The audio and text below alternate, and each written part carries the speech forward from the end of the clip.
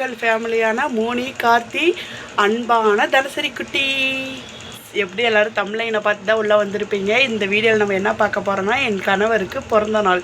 So அவருக்கு தெரியாமல் தான் நம்ம சர்ப்ரைஸ் பண்ணுறோம். இப்போ நான் ஷாப்பிங் தான் கிளம்பியிருக்கேன். போய் ஷாப்பிங்கில் அவருக்கு என்ன எடுத்திருக்கோம், என்ன ட்ரெஸ் எடுத்திருக்கோம், என்ன கலர் எடுத்திருக்கோம், எத்தனை எடுத்துருக்கிறோம், என்ன கேக் வாங்கியிருக்கிறோம், என்ன கிஃப்ட் பண்ண போகிறோம்.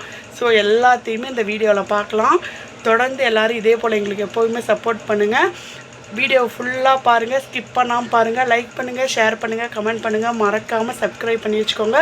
கண்டிப்பாக கமெண்ட் பண்ணுங்கள் என்னோட விஷ் அவருக்கு எப்படி இருந்திருக்கு, நான் எப்படி அவருக்கு சர்ப்ரைஸ் பண்ணியிருக்கேன், இன்னும் நல்லா பண்ணியிருக்கலாமா, இல்லை இதுவே ஓகேவா, எல்லாமே எனக்கு இந்த வீடியோ கீழே சொல்லுங்கள். மறக்காமல் என் சேனலுக்கு தொடர்ந்து சப்போர்ட் பண்ணுங்கள். வீடியோக்குள்ளே போகலாம்.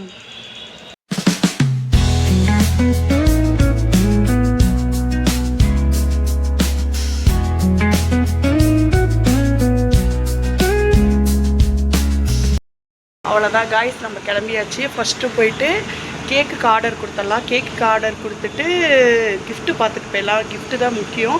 கிஃப்ட்டு ரெடி இதுக்கு மேலே ரெடி பண்ண முடியுமான்னு தெரியல, ஏன்னா மணி 6 ஆயிடுச்சு. எங்கள் வீட்டுக்கார் வரத்துக்குள்ளே எல்லாமே ரெடி பண்ணணும். ஸோ ஃபஸ்ட்டு போயிட்டு கேக்குக்கு ஆர்டர் கொடுத்துட்டு கிஃப்ட்டுக்கு என்னன்னு பார்த்துட்டு அதுக்கப்புறம் ட்ரெஸ் எடுக்க போகலாம். என்ன கிஃப்ட்டுங்கிறத வீடியோக்குள்ளே பாருங்கள். காய்ஸ், இது எந்த இடம்னா உங்களுக்கு பார்த்தா தெரியும்னு நினைக்கிறேன். இந்த கொடையெல்லாம் பார்த்தோன்னே கண்டுபிடிச்சிருப்பீங்க. ஆமாங்க, ஃபோட்டோ ஷூட்டு ஷாப் தாங்க. சரி, என்ன பண்ணலான்னா ஒரு ஃபோட்டோ ஃப்ரேமை கிஃப்டாக பண்ணலாம் அப்படிங்கிற மாதிரி ஒரு ஐடியா இருந்துச்சு. வந்த இடத்துல பக்கத்தில் தட்டுவடை செட்டு போட்டாங்க. அங்கே போய் ஒரு அதை சாப்பிட்டுட்டு வந்துட்டு அப்புறம் அவங்க ஃபோட்டோ எடிட் பண்ணிகிட்ருக்கேன். நம்ம அதுக்குள்ளார போய் ட்ரெஸ் எடுத்துகிட்டு வரலாம்னு சொல்லி அகிம்ஷா கடைக்கு வந்துட்டேன். எப்போவுமே நான் இந்த கடையில் தான் ட்ரெஸ் எடுப்பேன். இங்கே வந்து சூப்பராக இருக்கும், குவாலிட்டியும் சரி, டிசைன் நிறையா இருக்கும், கலெக்ஷன் நிறையா இருக்கும். ஸோ அதனால் இங்கே வந்துட்டேன். பாருங்கள் எவ்வளோ சட்டை இருக்குது. அது என்னமோ தெரியலைங்க, வருஷம் எங்கள் வீட்டுக்காரர் பிறந்த நாளப்போ ட்ரெஸ்ஸு சட்டை வந்து நிறையா கலெக்ஷன் இருக்கும். எதை எடுக்கிறது எதை விட்றதுனே தெரியல.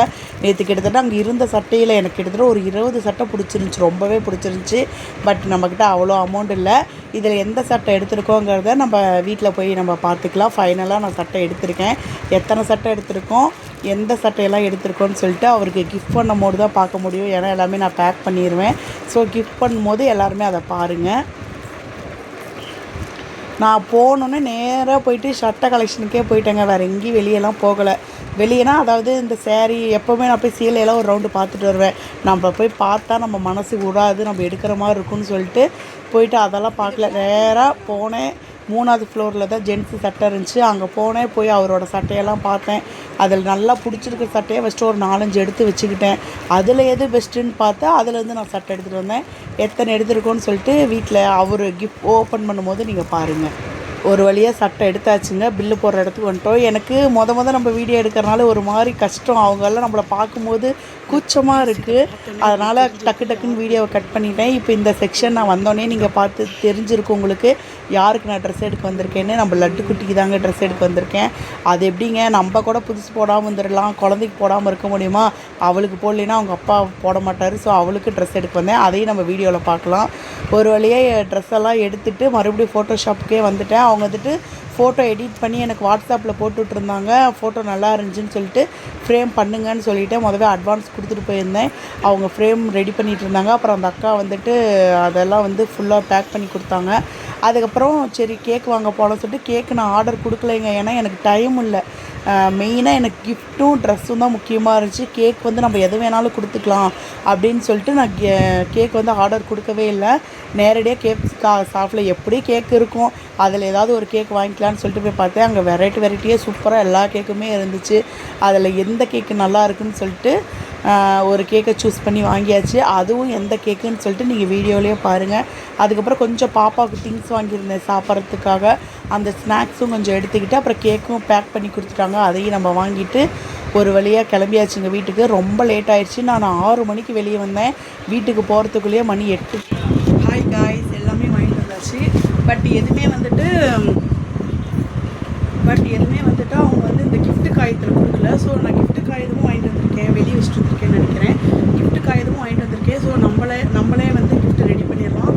அவர் வரதுக்கு நேரம் ஆகிடுச்சு. அவர் வந்து 9 மணிக்கு வந்துடுவார். மணி இப்போ 8:30.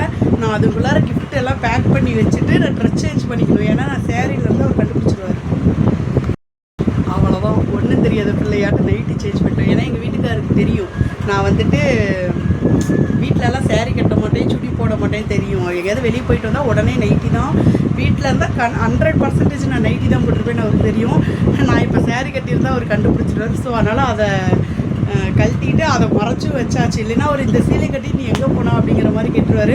அப்படியே கேக்கு ஃப்ரிட்ஜில் இருக்குது, அது மட்டும் கண்டுபிடிச்சிடுவாரே என்னமோ எனக்கு தெரியல. கேக்கு ஃப்ரிட்ஜில் இருக்குது, அதை மட்டும் கண்டுபிடிச்சிடுவாரே என்னமோ தெரியல.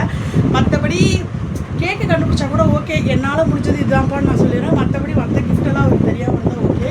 நான் வந்துட்டு அவருக்கு எடுத்துருந்த ட்ரெஸ்ஸும் அப்புறம் அவருக்காக ஃபோட்டோ ஃப்ரேம் பண்ணியிருக்கேன். பட் அது என்ன ஃபோட்டோ ஃப்ரேமுங்கிறத நீங்கள் வீடியோவில் பார்த்துக்கோங்க. அதையும் இப்போ வந்துட்டு நான் கிஃப்ட் கார்டில் போட்டு பேக் பண்ணுறேன். நான் அந்த வேலையை பார்க்கலாம், அவர் வரத்துக்குள்ளே முடிச்சிடலாம் அந்த வேலையை. ஃபோட்டோ கடையில் வந்துட்டு இப்படி தான் கொடுத்துருக்காங்க. இதை வந்துட்டு நம்ம இந்த மாதிரி கவர் போட்டு ஒட்டிக்கலாம். இது வந்து இப்போ நான் கடையில் வாங்கிட்டு வந்தேன். ஏதோ எனக்கு தெரிஞ்ச மாதிரி தான்ப்பா ஒட்டியிருக்கேன் நானே. நம்ம எதுவுமே லவ்வோடு செய்கிறப்போ அது வந்துட்டு எப்படி செஞ்சாலுமே நல்லாயிருக்கும். ஸோ அந்த மாதிரி தான் நான் எங்கள் வீட்டுக்காருக்கு லவ்வோட ஆசையோடு பண்ணியிருக்கேன். ஸோ அது நல்லா தான் வந்திருக்கும், வரணும், அந்த மாதிரி தான் அது. அவர் அதெல்லாம் பெருசாக கண்டுக்கவே இல்லை, நல்லா இருக்குங்கிற மாதிரி தான் சொன்னார். ஒன்று மட்டும் தான் உங்ககிட்ட பேக் பண்ணி காட்டினேன். நான் வந்து 2 பேக் பண்ணியிருக்கோம். 2 கிஃப்ட் பேக் பண்ணியாச்சு.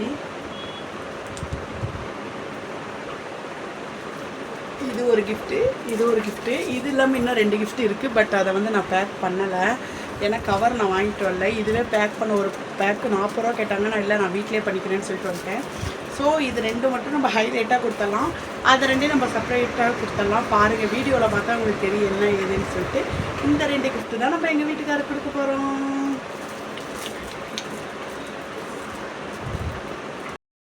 அவ்வளோதான், தடையுமே இல்லாமல் எல்லாத்தையுமே நம்ம அழிச்சு வச்சிட்டோம். தப்பு பண்ணாலும் தடை இல்லாமல் பண்ணணும்.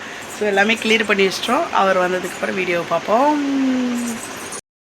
அவ்வளோதாங்க, மணி வந்து 11:55 ஆயிடுச்சு.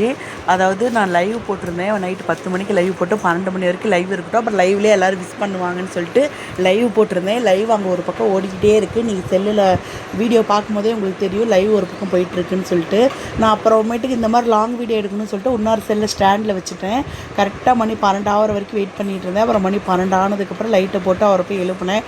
அவர் நல்லா தூங்கிட்டாருங்க. அவ்வளோ மணி நேரம் முழிச்சிருந்தார். கரெக்டாக அப்போ தான் நல்லா தூங்கிட்டாரு. நானும் எழுப்பி பார்க்குறேன், எந்திரிக்கவே மாட்டேங்கிறாரு. எந்திரிச்சு பார்த்துட்டு திருப்பி தூங்கினாரு. அப்புறம் நான் ஏங்க அங்கே பாருங்கள் லைவில் எல்லோரும் உங்களை பார்த்துட்ருக்காங்க அப்படின்னு அப்படி சொன்னோன்னே அதுக்கப்புறம் அவர் தடாபுடான்னு எந்திரிச்சுக்கிட்டாரு. எந்திரிச்சோம் அவரால் கண்ணே முழிக்கவே முடியல. அவர் எங்கள் வீட்டுக்காரர் தூங்குற வரைக்கும் பிரச்சனை இல்லைங்க, தூங்கிட்டாருன்னா அவர் அவ்வளோ சீக்கிரம் எழுப்பவே முடியாது. எனக்கு தெரிஞ்சு 11:30 வரைக்குமே அவர் முழிச்சிருந்த மாதிரி தான் இருந்துச்சு. லாஸ்ட்டாக அது ஒரு 10 நிமிஷம் தூங்கிட்டார். ஆனால் அவர் அந்த டைமில் தூங்கவும் எனக்கு ஒரு ஹெல்ப்பாக இருந்துச்சு. ஏன்னா அந்த டைமில் நான் கரெக்டாக இந்த இதெல்லாம் செட் பண்ணுறதுக்கு கரெக்டாக இருந்துச்சு. கேமரா செட் பண்ணுறதுக்கு, கேக்கெல்லாம் ரெடி பண்ணி மெழுகுவர்த்தியோடு வச்சு கொண்டு வரதுக்கு கொண்டு வந்து அப்புறம் ஒரு வழியாக அப்படி இப்படி சொல்லி எங்கள் ஃபஸ்ட்டு கேக்கை வெட்டுங்கன்னு கேக்கை வெட்டிட்டு எனக்கு ஊட்டி விட்டுட்டு அவரும் சாப்பிட்டுட்டு உங்களுக்கு ஊட்டுறாரு. நீங்களும் எல்லோரும் சாப்பிட்டுட்டு எங்கள் வீட்டுக்காருக்கு விஷ் பண்ணிடுங்க, அவர் நல்லா இருக்கணும்னு சொல்லிட்டு விஷ் பண்ணிடுங்க. அடுத்தது நெக்ஸ்ட் என்ன கிஃப்ட் டைம் தான். பாருங்கள் நான் என்னென்ன கிஃப்ட் கொடுத்துருக்கேன்னு சொல்லிட்டு பாருங்கள். உங்களுக்கு எந்த கிஃப்டெல்லாம் பிடிச்சிருக்குன்னு சொல்லுங்கள். என்னால் முடிஞ்சது நான் பண்ணியிருக்கேன், அவ்வளோதான். இதுக்கு மேலே என்ன சொல்கிறேன்னு தெரியல. இது எங்கள் வீட்டுக்காருக்கு மறைச்சி வைக்கிறதுக்குள்ளே எனக்கு போதும்னு ஆயிடுச்சு. ஏன்னா எங்கள் வீட்டுக்காரர் உள்ளே வந்தோடனே எல்லாமே தொலைவராரு. ஏன்னா அவருக்கு தெரியும் நான் அங்கங்கே வச்சுருப்பேன்னு தெரியும். இதுதான் கிஃப்ட்.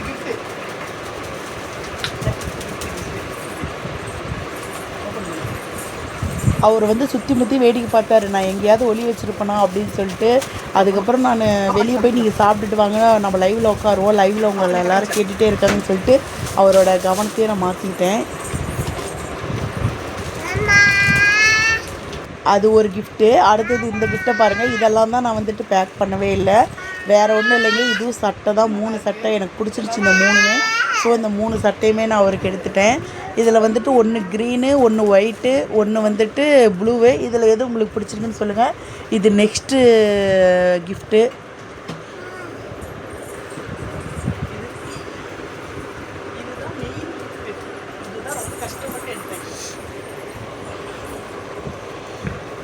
இந்த கிஃப்ட் பண்ணுறதுக்கு தாங்க ரொம்ப கஷ்டப்பட்டுட்டேன். அதாவது இந்த கிஃப்ட் என்னென்னா உங்களுக்கே தெரியும், ஃபோட்டோ ஃப்ரேம் தான். பட் என்ன ஃபோட்டோங்கிறதா உங்களுக்கு தெரியாதா, அது நீங்கள் இந்த வீடியோவில் இப்போ பார்ப்பீங்க. இது வந்துட்டு ரொம்ப அவங்க அந்த அக்காவும் ரொம்ப மெனக்கெட்டு பண்ணி கொடுத்தாங்க. ஏன்னா அவங்க வீட்டுக்கு கிளம்புற டைமு இந்த ஃபோட்டோ தாங்க அது எங்கள் ஃபுல்லாக ஃப்ரேமில் எங்கள் பாப்பா இருக்கிற மாதிரி. இது என்னன்னா நம்ம சப்ஸ்கிரைபர் எல்லாம் நமக்கு விஷ் பண்ணியிருக்காங்க, அதோட அட்டாச்மெண்ட்டு தான். Wishing you very very happy birthday கார்த்திகண்ணா. நீங்கள் பிறந்தநாள் நல்வாழ்த்துக்கள். எல்லா வருஷத்தோடவும் இந்த வருஷம் உங்களுக்கு டபுள் மடங்கு ட்ரிபிள் மடங்கு ஹாப்பினஸ் கிடைக்க நான் விஷ் பண்ணுறேன். இந்த வருஷம் மோனிகாவோடையும் தனாகுட்டி கூடயும் நல்லா செலிப்ரேட் பண்ணுங்கள். ஹாப்பி பர்த்டே அண்ணா.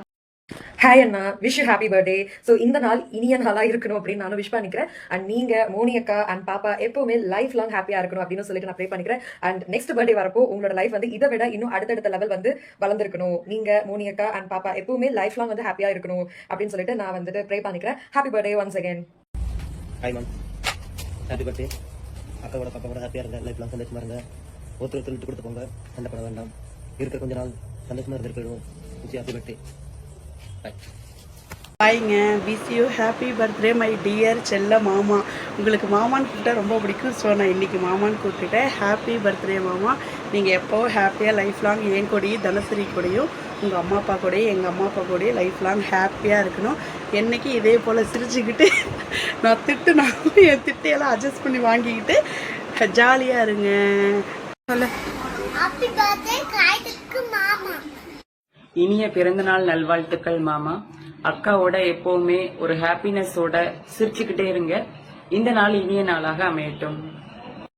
ஹாப்பி பர்த்டே கார்த்தி அண்ணா. இதே மாதிரி கடை போட்டு இதுக்கு மேல மென்மேலும் வளர வாழ்த்துக்கள். நீங்க மோனிஷா பாப்பா எப்பயுமே ஹாப்பியா இருக்கணும்னா இதே சந்தோஷம் எப்பயுமே இருக்கணும். ஆமா, பாத்தீங்களா? சித்தப்பா வணக்கம்.